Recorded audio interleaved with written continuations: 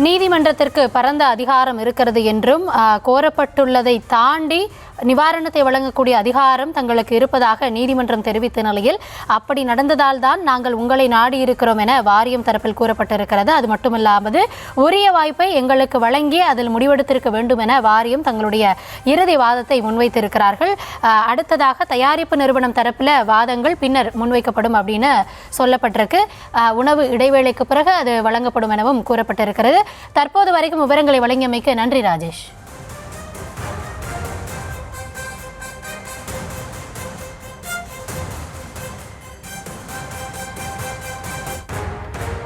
தொடர்ந்து கூடுதல் விவரங்களோடு இந்த ஜனநாயகன் படத்திற்கு சான்றிதழ் வழங்குவது தொடர்பாக நீதிமன்றத்தில் தணிக்கை வாரியம் தரப்பில் முன்வைக்கப்பட்ட வாதங்கள் நிறைவடைந்திருக்கிறது. இது தொடர்பான விவரங்களுக்கு மதியழகன் இணைப்பில் இருக்கிறார்.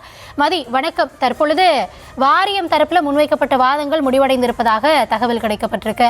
அடுத்ததாக உணவு இடைவேளைக்கு பிறகு தயாரிப்பு நிறுவனம் தரப்பில் முன்வைக்கப்படும் அப்படின்னு சொல்றாங்க. இன்றைக்கு விசாரணை துவங்கும் பொழுதே இருதரப்புல இருந்தும் எங்களுக்கு அரை மணி நேரம் வேண்டும் வாதங்களை முன்வைக்க அப்படின்னு சொல்லியிருந்தாங்க. இப்போ தயாரிப்பு நிறுவனத்துக்கு எப்போ ஷெட்யூல் பண்ணப்பட்டிருக்கு? அவங்க தரப்புல என்ன சொல்லப்படுது? ஜனநாயகன் படத்திற்கு சான்றிதழ் வழங்க உத்தரவிடக்கூடிய தனி நீதிபதி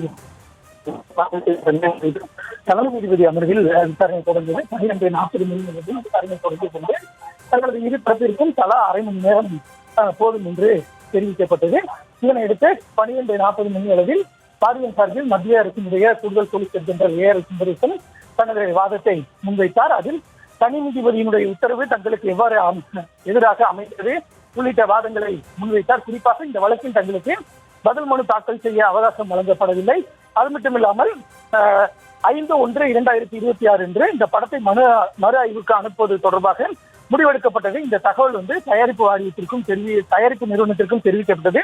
ஆனால் அவர்கள் இதையெல்லாம் கருத்தில் கொள்ளாமல் இந்த மனுவை தாக்கல் செய்தார்கள். எனவே தனி நீதிபதியினுடைய உத்தரவை ரத்து செய்ய வேண்டும் என்ற ஒரு கோரிக்கையை வைத்தார். இதனைத் தொடர்ந்து அவர் தனது வாதத்தை நிறைவு செய்தார். அப்பொழுது தலைமை நீதிபதியை நகைச்சுவையாக ஒரு கருத்தை குறிப்பிட்டார்.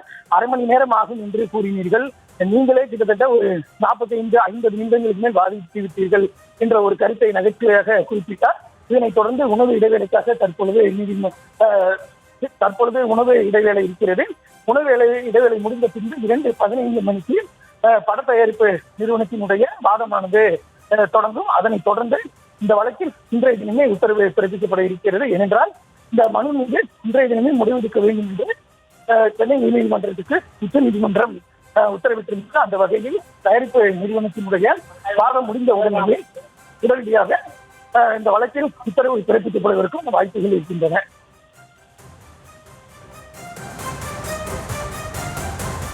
தற்போதைய விவரங்களுக்கு நன்றி மதியழகன்.